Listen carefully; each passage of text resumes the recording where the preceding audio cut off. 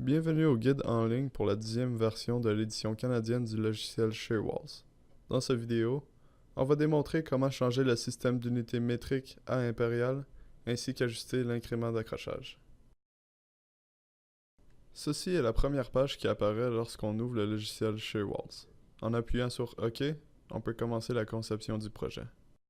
Avant la conception du bloc de structure ou d'importer un document CAD, il est important de sélectionner l'unité de mesure, soit le système métrique ou le système impérial d'unité, que vous voulez utiliser pour la structure et l'incrément d'accrochage. Premièrement, on va parler de la fonction d'incrément d'accrochage. Dans la vue de plan, il y a une entrée de données pour les clics qui sont enregistrés à un incrément de 100 mm. Cette donnée est importante car elle sera déterminante dans la précision à laquelle vous pourrez spécifier la longueur des murs et des ouvertures dans le projet. Par défaut, en utilisant le système métrique, l'incrément d'accrochage est de 100 mm. On reviendra à cet onglet lorsqu'on aura changé les unités de mesure de métrique à impérial. L'onglet Format est l'endroit où le système d'unité est spécifié.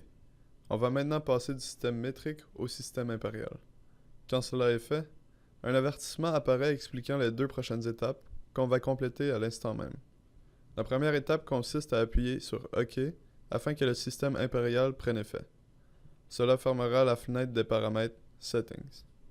Pour la deuxième étape décrite dans l'avertissement, on va rouvrir les paramètres et naviguer dans l'onglet Plan View. Notez que l'incrément d'accrochage est maintenant fixé à 3,94 pouces. C'est ainsi parce que Shearwalls a directement converti le 100 mm en 3,94 pouces. Il est important d'y définir un nombre entier pour que les murs, ainsi que les fenêtres et les portes puissent être conçus avec des dimensions appropriées. Ceci étant dit, on va changer cette donnée à 4 pouces et appuyer sur OK. Maintenant que les paramètres du système d'unité ont été modifiés, on peut commencer la conception du bloc de structure et établir le périmètre de la structure. On peut même y insérer des ouvertures et des murs additionnels à un incrément d'accrochage pratique de 4 pouces.